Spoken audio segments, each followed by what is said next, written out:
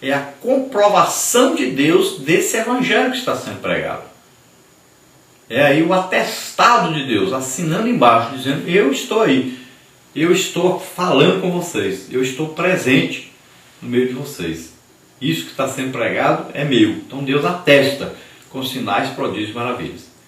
Então, apesar de Paulo fazer todo esse trabalho, ganhar essas almas, ele agora estava se sentindo abandonado pelos seus filhos na fé, pelos seus companheiros, aqueles que se diziam seus amigos, porque ele estava prisioneiro agora em Roma. Número 3, a tristeza do apóstolo. O apóstolo gentil sente a dor do desamparo, da traição e da perda quando pede a Timóteo: procura vir ter comigo depressa, porque Demas me desamparou amando o presente século. Só Lucas está comigo. 2 Timóteo 4, 9 e 11. O quadro da vida de Paulo mostra-nos como podemos ser vítimas do desamparo, da traição e do abandono na caminhada cristã. Esse fato não acontece apenas com pessoas não crentes. Aconteceu com Paulo. Pode acontecer com você também. Mas onde está a sua esperança? Em quem ela se fundamenta? As respostas a essas perguntas podem ou não mudar o caminho de sua vida cristã. Mateus 7,14, 2 Timóteo 2,4. Então, onde está a sua esperança? É em Cristo? A pergunta aqui é essa. Você confia nos seus irmãos em Cristo, ou na igreja, ou em algum político, alguma autoridade, alguém que é rico? Em quem você está confiando? Isaías confiava no rei e abandonou o templo, abandonou o seu trabalho de profeta, vivia no palácio, lá no tempo do rei Uzias. E precisou o rei morrer para que ele voltasse ao templo, para que ele voltasse a ver a glória de Deus, para que ele voltasse a ter aí o seu despertamento para o seu ministério. Será que precisa Deus fazer o que para que você acorde e pare de confiar em homens? Pare de se estribar em homens. Pare de colocar como fundamento seus amigos, seus parentes, ou as pessoas ricas, ou autoridades. Não fundamente a sua fé em pessoas. Fundamente a sua fé em Jesus Cristo. Nós temos que estar firmados em Jesus. Então, se Paulo, um homem comprovadamente de Deus, que é a coisa mais rara que existe hoje, um homem de Deus, Paulo, um homem de Deus, um homem usado tremendamente por Deus, um homem que foi capaz de dar realmente a sua vida pelo Evangelho.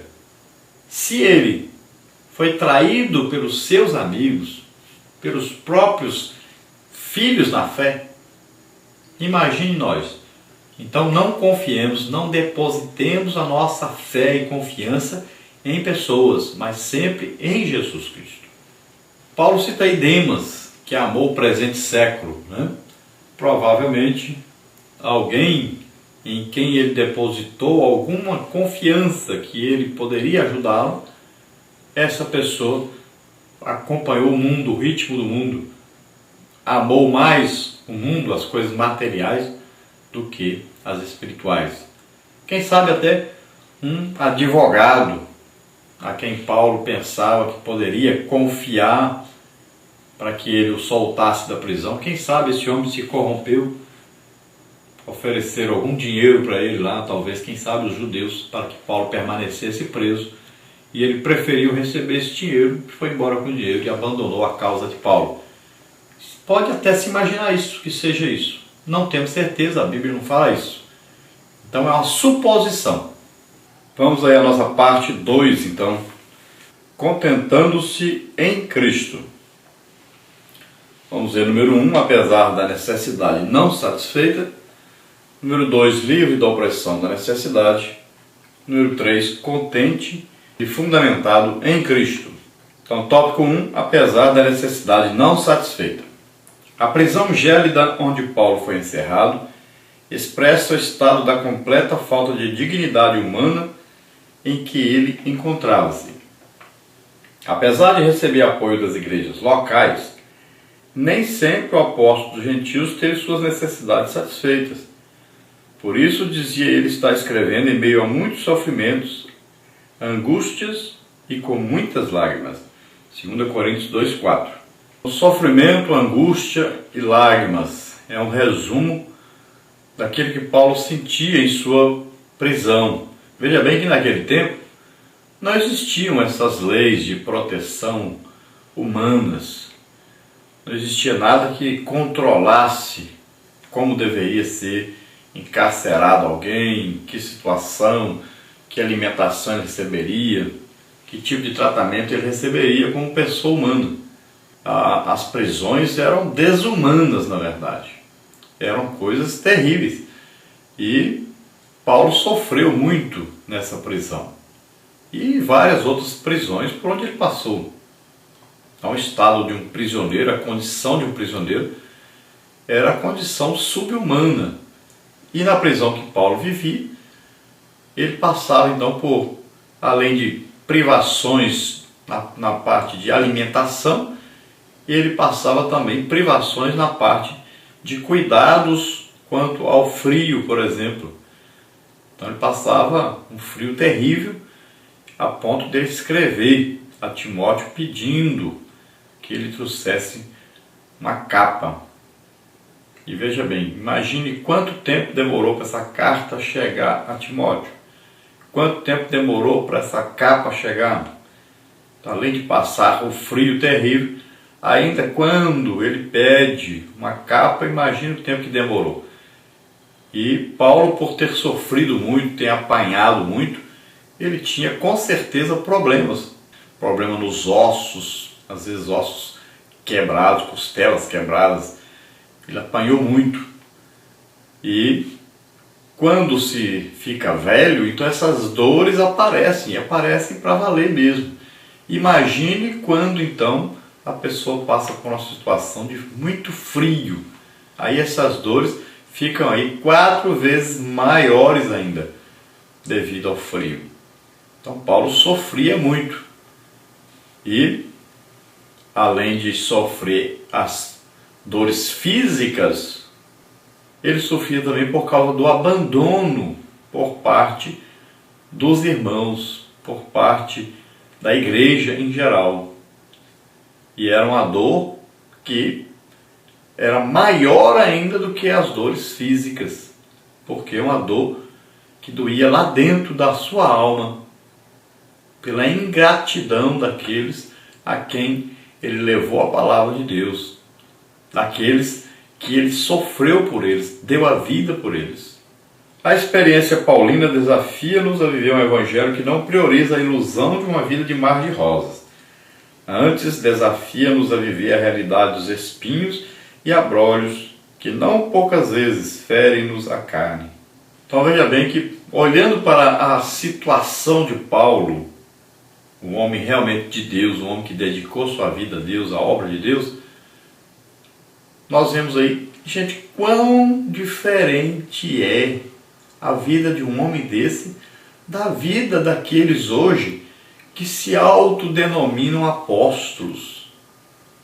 Homens que vivem na luxúria, uma riqueza tremenda, que não querem nem saber dessa palavra sofrimento.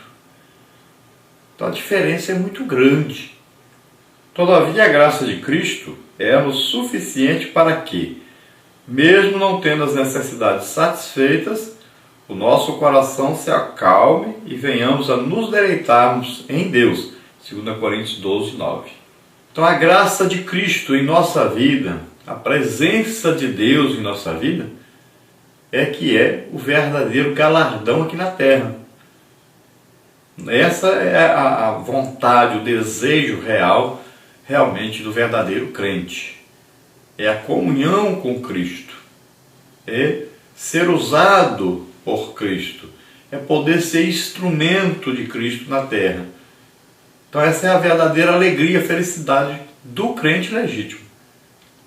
Ele não mede a sua felicidade pelos bens materiais que ele possui, mas pela comunhão com Deus.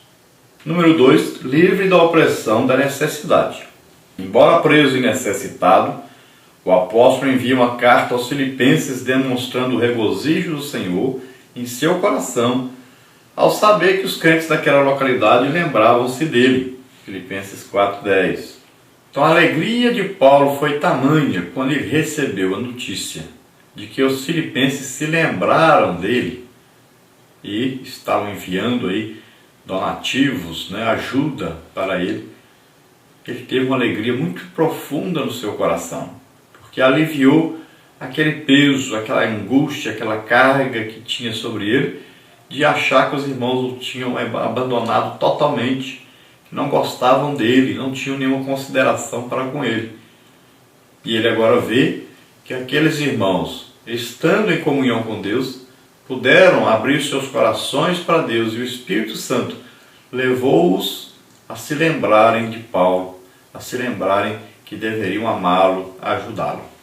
Esse fato denota a maturidade do apóstolo em Cristo, mesmo no sofrimento do cativeiro. Como Paulo, devemos regozijar-nos no Senhor em meio às aflições e aos sofrimentos da vida. Isso é ser maduro e livre da opressão da necessidade. Embora esta nos assole o coração, ainda assim esperamos em Deus e alegramo-nos nele, que é a nossa esperança. Salmos 11:1, 35:9, 42:11. Interessantíssimo isso.